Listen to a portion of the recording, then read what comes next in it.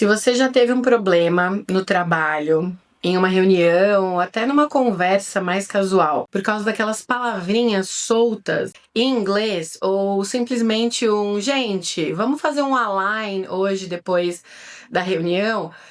Esse vídeo pode literalmente salvar sua vida nesse começo de vida profissional. Eu vou te dar algumas situações, alguns blocos de palavras em inglês que são usadas no contexto do português mesmo, do dia a dia, que para quem está começando a carreira podem ser muito difíceis. É aquele tipo de palavrinha que aparece solto e que pode fazer toda a diferença de se você entender o seu chefe. Bloco número 1 são as comunicações do dia a dia. São aquelas coisas que a gente usa no meio da frase e às vezes não fica muito simples.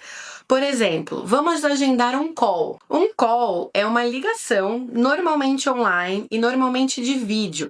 A tradução da palavra call é ligação. Hoje em dia a gente usa muito quando é uma reunião online com vídeo para a gente fazer aí o bate-papo ou o alinhamento de um assunto no trabalho. Outra palavra é o align. O align, que se escreve meio esquisito, mas se fala align, é o alinhamento.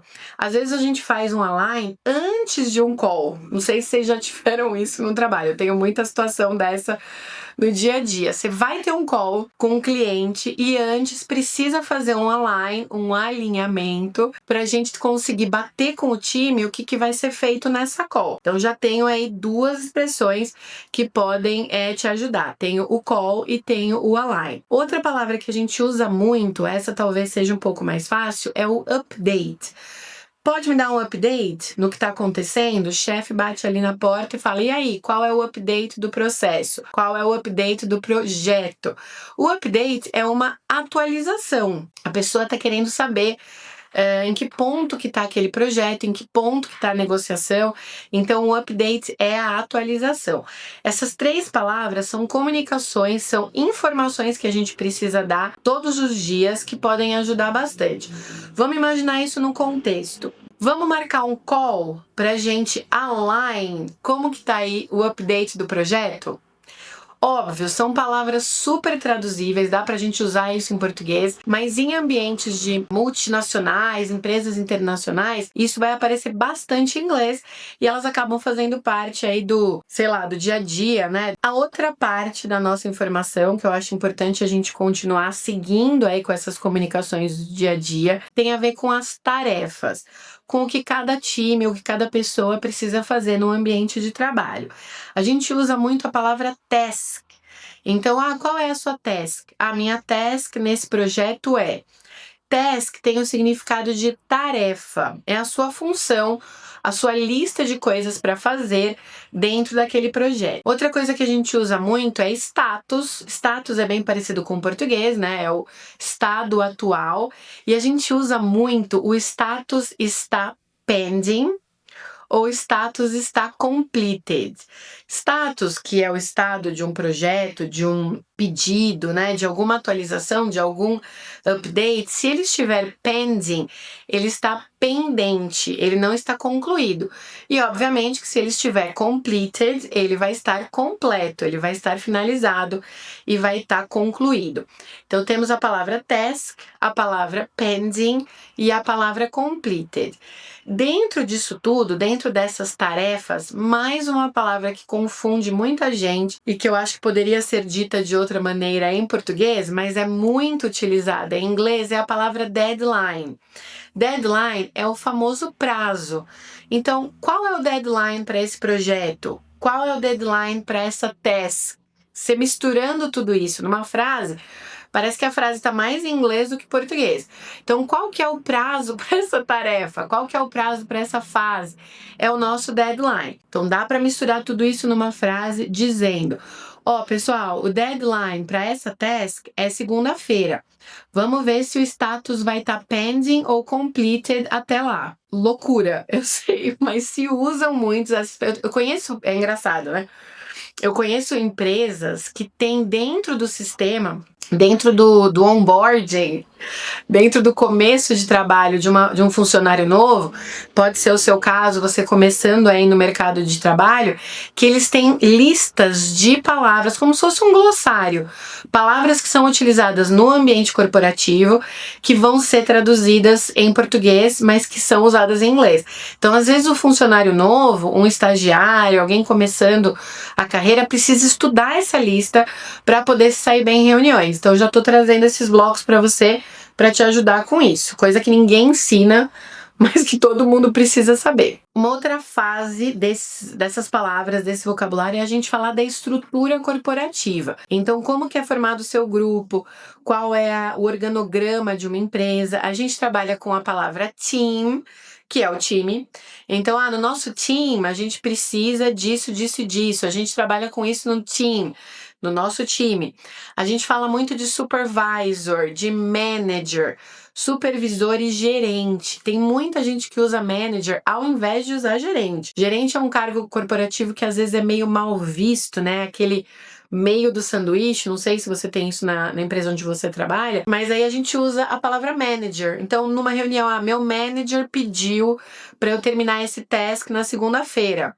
Mais palavras em inglês sendo usadas no ambiente em português. Outra palavra dentro do organograma da empresa que é muito importante é a palavra stakeholder.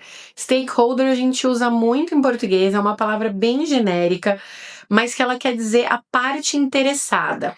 Então, para quem eu estou fazendo esse projeto? Quem são os participantes, né? Então, a gente está trabalhando com 2, 3 fornecedores, a gente está trabalhando com 2, 3 empresas partners, né? Sei lá, parceiras nossas. Então, eles são os stakeholders. A tradução ao pé da letra é a parte interessada, a pessoa que tem interesse num projeto, numa venda, num negócio, mas é uma palavra que aparece muito em português, aparece muito em inglês, em um ambiente em português. Então faz toda a diferença você saber como a gente usa isso. Num contexto geral, essas palavras de organograma poderiam aparecer. O meu manager quer que eu contate, que eu entre em contato com os stakeholders para poder falar sobre o call da segunda-feira. Vou repetir. Meu manager quer que eu entre em contato com os stakeholders para agendar o call da segunda-feira. Você vê que é uma frase simples, com 3 palavras em inglês que agora você já sabe. No bloco número 4, vai anotando aí na sua lista, a gente tem termos mais básicos de negócios, da negociação.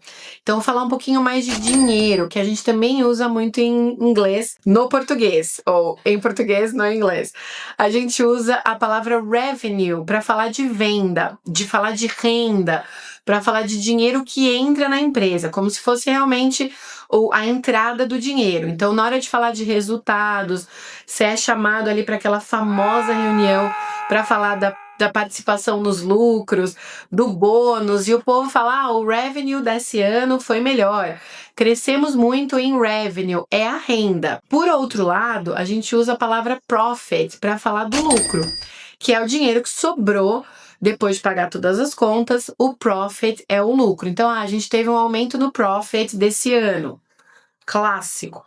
Outra palavra de negócios que a gente usa muito com dinheiro e vem sempre em inglês é o famoso budget.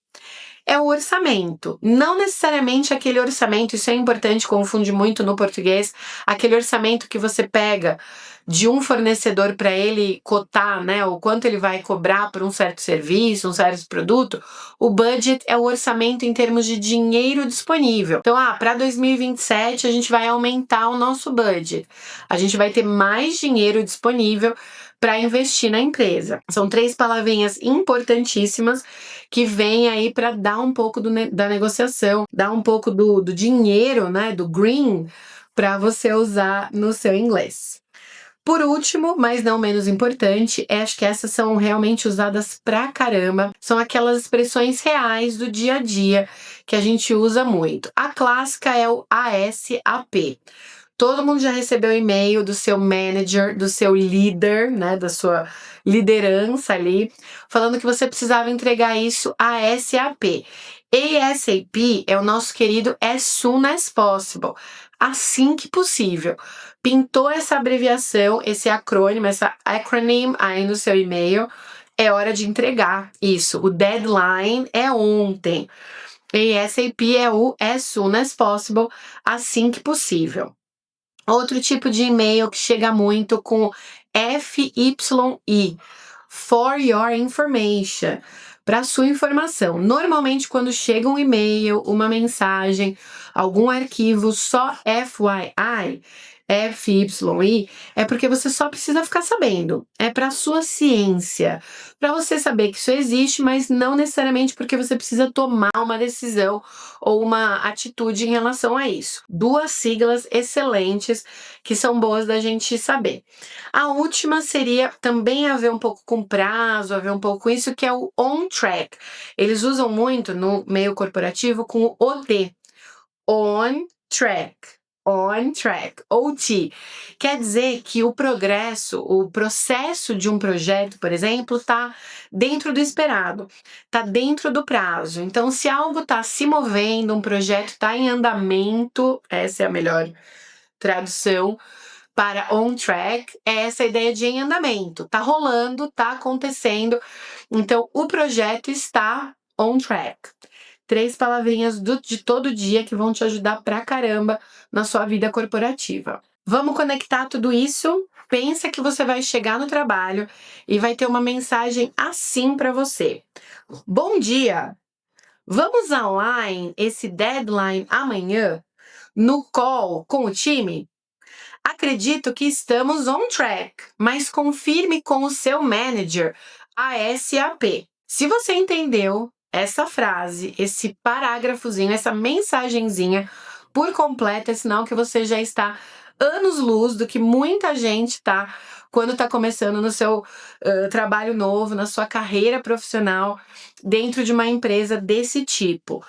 Tenha certeza que isso é super importante para você usar. Me conta nos comentários se tinha alguma dessas que você já conhecia, ou até mais, se tem alguma que usam toda hora que você não sabe, que eu posso trazer a parte 2 dessas palavrinhas mágicas no mundo corporativo. Espero que tenha sido útil. Nos vemos por aí. And bye!